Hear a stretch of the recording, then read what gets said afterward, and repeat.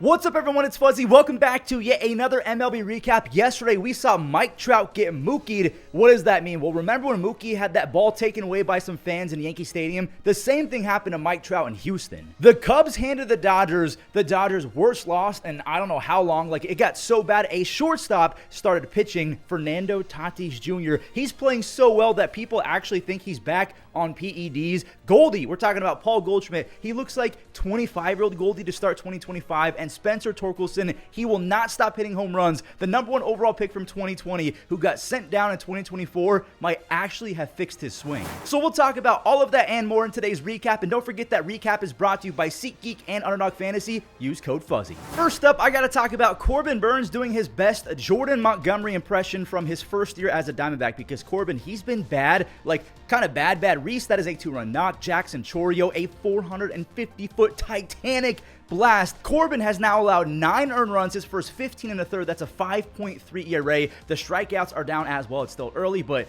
not a great sign. Milwaukee, they're trying to hand the Diamondbacks their second straight shutout loss when Alek Thomas, I don't know how you can hit a baseball 420 feet and it not be a home run, but that's life playing in Arizona. Corbin, he lasered one as well. He's on pace for a 14.6 F4. Imagine if he actually keeps this pace. After Alex scored 1, Corbin scores 2. It's a 1-run game with speed on the bases. Jake the Rake McCarthy, 98 miles an hour inside, no problem. A 4th run in the 9th inning ties it. They hit Naylor with an intentional walk, so it's up to Lourdes Gurriel Jr. He puts the ball in play. No one's making that throw. Okay, maybe prime Vladimir Guerrero Sr., maybe Ichiro. Arizona, they go from being shut out in 17 consecutive innings to walking it off with a 5-run bottom of the 9th. Both teams are now 8-7. The White Sox are about to pull off a little comeback of their own in the battle of the top drawer. I say top drawer because it's Sox versus Sox, and you're a psycho if you do not put Sox in the top drawer. Boston, they went up 2 after a Cedon triple and a Romy Gonzalez single, which is a miracle because Boston's offense has been bottom of the barrel lately. Like, over the last week or so, they've been putrid. Luis, he got them back. So that's back-to-back games in the Brewers game and now this game where starting pitchers give up no runs and then the bullpen ruins it in seconds. Luis is so good. That's his first home run of the year. He has 5 stolen bases as well. He could have an insane power speed year if that swing actually woke him up. Aroldis, he's out for the 9th. Luis worked a really nice at-bat. He takes the walk. He then stole second base. That's his 6th stolen base of the year. I think he's second behind O'Neal Cruz. He probably scores regardless because Brooks Baldwin placed it perfectly. The White Sox pick up their first series W of the year. The Red Sox, they've lost 2 in a row. They're 7-9. They've hit 0 home runs the last week, and they've struck out the most for any offense in baseball over that same stretch.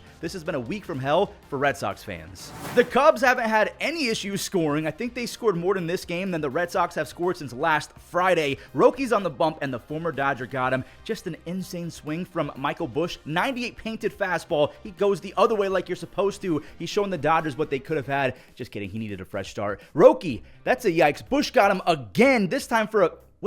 Wait, Andy Pages, he saves Roky. One day Pages looks like a T-baller in center field. The other, he looks like a perennial Gold Glover. I don't get it. Kyle Tucker, he flexed his defense as well. He might actually get $500+ million if the defense is not waking up with the offense, because we know he's been one of the best hitters in baseball. He's 28 years old. So the fact that $500 million is within range is crazy, because that's kind of an older free agent. Sasaki, he is in uncharted waters. He's trying to go 5. He's never done that before, and he does it. 1 earned run over 5.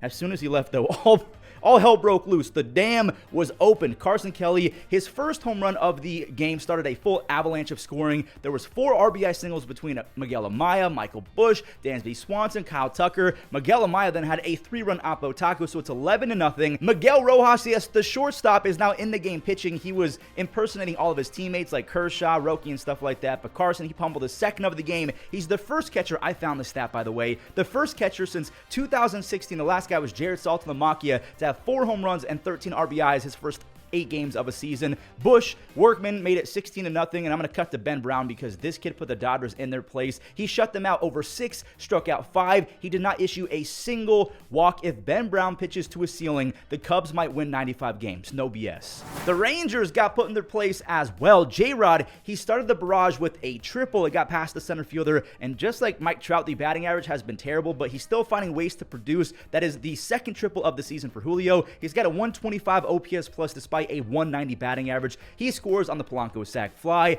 Now it's 3-1 after Jonaheim allowed a pass ball. The Mariners, they kept adding to their lead as Luke Raley. He's one of the most underrated bats in baseball. He had a 128 OPS plus between 2023 and 2024. He's trying to wake up. So is Cal. I think he started the season with the torpedo bat. Now he's using it, and he's got back-to-back games with the home run. Raley, he was blessed with a 2-run single from the gods. That's off of Simeon's glove. J-Rod, he scores from second. Rowdy Tellez, he cashed in a few more. Luke Raley, for a big dude, he gallops like he's actually pretty fast for a bigger guy. Rowdy, he gets thrown out trying for 3 bases, but give him 2 RBIs. Bryan Woo, I got to show him real quick before we move on. 7 strikeouts over 7 innings. He's not a big strikeout guy, only 119 strikeouts his last 140 innings, so imagine if he gets that stuff going. He has a sub 2.9 ERA since last year. He might not even need the strikeouts. The Mariners, they've won 3 games in a row, and the Rangers fall to 3-5 on the road, but they're still 9-6 on the year. Fernando hit another home run, but I'll show that right after this game because honestly, it was really just one swing that decided the entire thing. 3-2 count, runners on the move,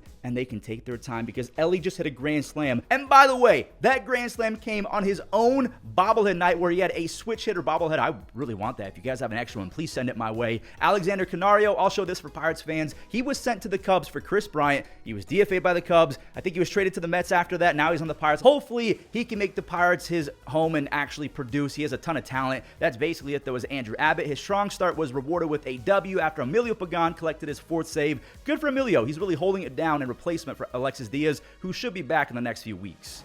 Not gonna lie, another pretty easy game in this Phillies and Cardinals contest, so let's just show this really quick. Miles, he got hosed, absolutely robbed by the umpire. 2 outs, that was a perfect strike 2 pitch. It should have ended the inning. Maybe the umpire didn't have his contacts in, but naturally it cost Miles Michaelis big time. Nick Castellanos, he smoked it just outside the reach of Victor Scott. 2 score. Costi, he had some fun later with a run and grab, and then he gave a kid a fist bump. Maybe he saw his son in that kid. I don't know. My friend Bryson Stott legged out an RBI 2-bagger, and then he flipped a double play in the 5th inning. I think Christopher Sanchez, the starter, induced 3 or 4 double plays, something like that. St. Louis just could not clutch up.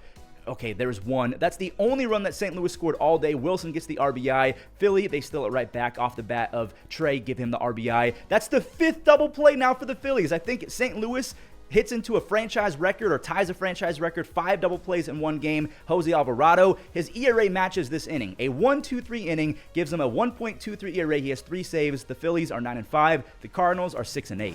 Man, the Padres are well on their way to 100+ wins. If they played every game at home, they might go 162-0. Tatis is going yard again. Tatis hitting a home run in San Diego has to be a top 5 baseball experience. I'm begging you guys, if you haven't been to Petco, please go. It is baseball heaven. Tatis, by the way, has 4 home runs and 6 stolen bases. Chase Stolander, the rookie for the Rockies, did a great job to limit any damage, but there's one more off the bat of Jason Hayward. He smokes a solo home run. That put this game way out of reach, which is crazy because it's only 2-0. Cal Hart, the lefty for the Padres, he held the Rockies in check for 1 base hit over 6 scoreless.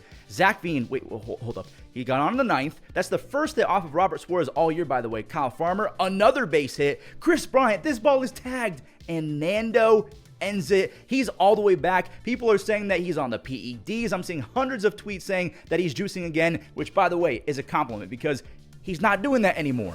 The Padres have won 3 games in a row. They're the first team to 12 wins. The Giants, they can get to 11, but not very likely because they just embarrassed the Yankees, and I feel like the Yankees are going to come out hot. Belly bombs, I thought they were back, but that is Cody's first extra base hit of the year. A run scores. Wilmer Flores says, that's cute. This is my 6th home run. He's tied for the most in Major League Baseball. That was after Goldie lifted a sac fly, by the way, so it's a 2-2 game. Belly, he's back to the RBI thing. Same with Goldie. I can't not talk about how good Paul Goldschmidt has been to start this year.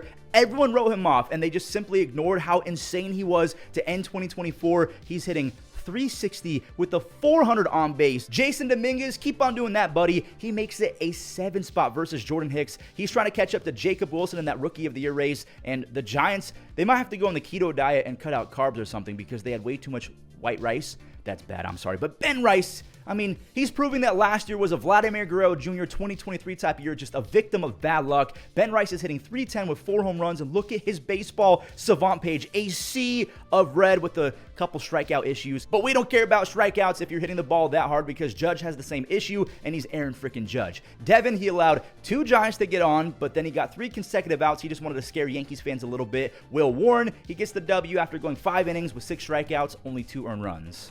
So we just brought up Jacob Wilson. Let's see if he can keep that hit streak alive. He's trying for 15 games. That was quick. He turned on the Jets for a double. 15 games in a row to start 2025. Tyler Soderstrom, he's taken so many strides to improve his game. That's the first run of the ball game, his 11th RBI. JJ Bleday makes it 2 runs off the lefty David Peterson.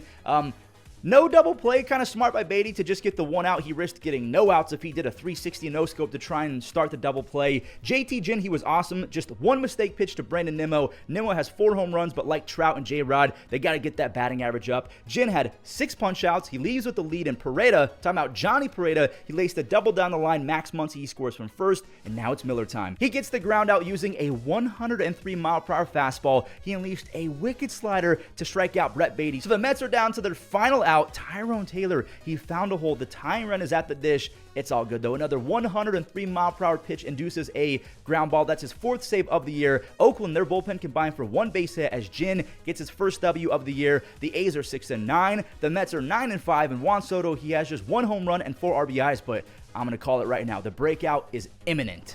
I feel like I've taken way too long to get to this Angels game, but time to see what the heck happened with Trouty out there versus a fan. The Halos, they came out swinging back-to-back base hits, and Mike, he's been demolishing baseballs. The infield was in, and Mike, he ripped it past everyone. Again, he's still batting just .212, but he has 14 RBIs and a 155 OPS plus. Staying with Trout, here's that interference in right field. Diaz, Yander Diaz, he skied one down the line. The fan immediately panicked because he was like, oh, wait, take the ball back, Trout. I did not mean to do that. Trout was steaming at first. He calmed down. He actually gave the fan a fist pump because that fan was extremely apologetic, and technically it wasn't really the fan's fault because it was in his seat. It wasn't in fair territory. He had every right to go for that ball. Nolan Shanny, he's on the board. The kid has a 355 on base, his first 190 big league games. Taylor Ward, I mean, he's one of the more underrated pop guys in baseball. 4 home runs. Isaac Paredes, more like he just socked one. Paredes to the Crawford box is going to be absolute cinema. Back-to-back games with the home run. Kenley Jansen, he worked the 9th. He has 4 saves on the year, and I can't move on and show more Mike Trout and Mookie Betts stuff until we show Tyler Anderson's gem.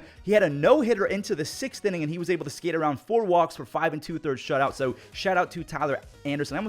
I keep wanting to say Tyler Alexander. Now, after the game, Mike Trout actually met up with that fan. So the dad had a son. The son got to meet Mike Trout. So during that game, the fan was moved. He wasn't actually ejected like those Yankees fans who almost, I mean, that Yankees fan who really was gnawing at Mookie Betts' glove, that is so far over the top. And I do agree with moving the fan, not ejecting this Astros fan. He really seemed like he did not mean to do it on purpose. He was just going for a foul ball that was hit directly to him. I don't blame him for going for it. I don't. The Twins' shoddy defense gave Spencer a free RBI chance. Talking about Spencer Torkelson, that is a line drive sac fly for the RBI. More torque action, another hard base hit. Now he's scoring on a sac fly. Justin Henry Malloy, he gets the RBI. Spencer, he is completely locked in. He changed his stance a little bit. He's more crouched over, and it is working seamlessly. A 2-run bomb gives him 4. He's batting .315 with a near .420 on base. Jackson Jobe, just like Bryan Woo, he didn't strike out a bunch, but hey, 6 shutout is 6 shutout. When you allow 3 base runners total and retire 17 of the final 18 guys you face, you're going to get a lot of love. So regardless of strikeout numbers, he was great.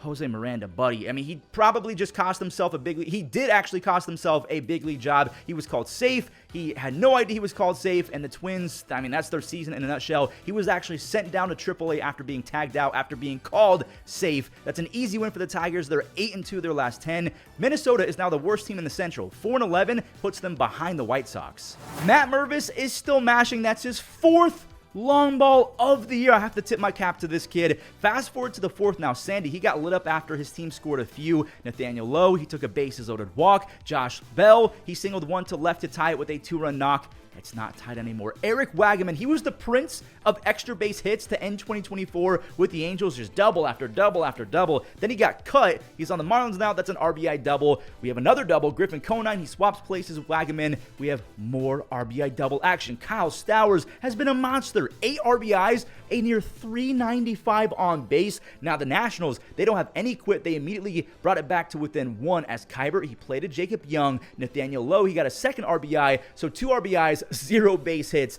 Calvin Foucher, he was tasked with getting the save, and he got James Wood to bite at a pitch that may have shifted a few tectonic plates. I mean, that ball was in the dirt. That's the first save for Calvin this year. Miami is 7-7.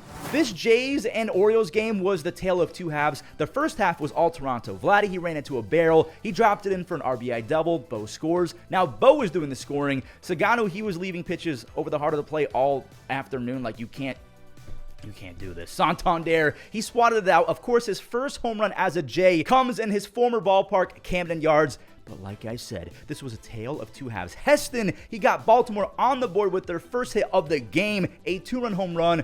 Adley, good Lord, man, a 430-foot pimp job. He was yelling at his dugout. He was fired up, and look at the backswing. I mean, he strutted on him. That blast ties it, and Cedric, he lines one to the gap with 2 runners on, so both are going to score. The Orioles, they go up by 2, and good thing that they did that because the Blue Jays got a 4th run, but we're not going to show that. We're just going to show Felix getting his first save in 2 years. The mountain is officially back. The Orioles, they're 6-8. The Jays are 8-7. We have another 5-4 game, only this one was much more of a roller coaster game. We have 6 homers, and it made it as back and forth as it gets. Junior Jacks are back. Junior Caminero has his 2nd home run of the year. Jonathan Aranda had a big game. He had 3 RBIs. The first one was the easiest because that's a bases loaded walk. Drew Rasmussen is an absolute bulldog. 5 more excellent shutout frames. He has a .6 ERA on the season, 7 strikeouts, by the way. He's allowed 1 earned run in 15 innings this year. He has a 2.7 ERA his last 310 innings. The Rays have a chance to have one of the best rotations in baseball when Shane McClanahan comes back and Drew keeps on getting healthier and healthier. Sean Murphy, get going baseball, come on. It's out. So cool to see him swinging that big club that he uses. That's his 2nd of the year. Jonathan Aranda, again, he had 3 RBIs. That's his 2nd, just past Matt Olson. It's 3-1. Albies, he's showing that even if you throw 98, big league hitters are going to hit it if you don't locate. That's his 3rd. And wait, Sean also has 3 now. They go back-to-back. Sean has 3 home runs in 15 at-bats, and now the Braves are winning a 2-run tater for Michael Harris. And if you're keeping track, that's only 5 home runs on the day. There's number 6, Jonathan Aranda. He corked the final home run of the day. That's a big 3 RBI game for him, but the Rays still lose. As Rizal eventually locked in the save, but he's yet another star closing pitcher who's been very, very shaky to start 2025. Again, he still gets the save, though. Emmanuel Clase has been stinky as well. You're about to see it. But Vinny Pasquantino, he started off this next game with a loud home run, but this Gabriel Arias kid has been playing like prime Jeff Kent or something like that lately.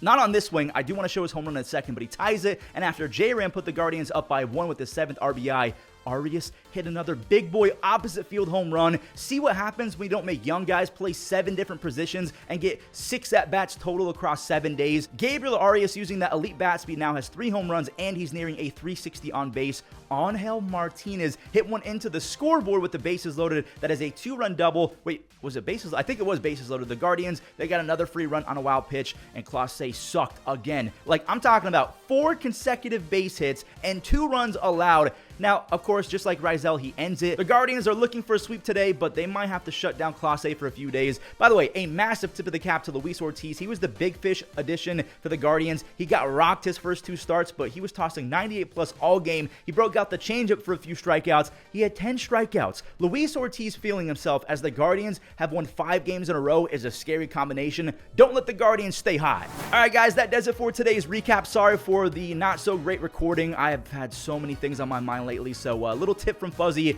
don't be a people pleaser. Learn to say no. All right, guys, thanks for watching. Oh my God, I gotta stop recording. I gotta go take a nap or something. Good night, good evening, whatever. Enjoy the web gems. Slice to center field, hanging up there for a dive from Riley Green, who is, and he shoots that to right. Walker got a good jump coming on. He slides. That's deep. Same spot. The Caminero hit his. This ball, though, is so swung on, drill deep center field. Back goes Martinez. He reaches up. This ball skied in the air to left field. DeCenzo is feeling for the out-of-town scoreboard. Nice.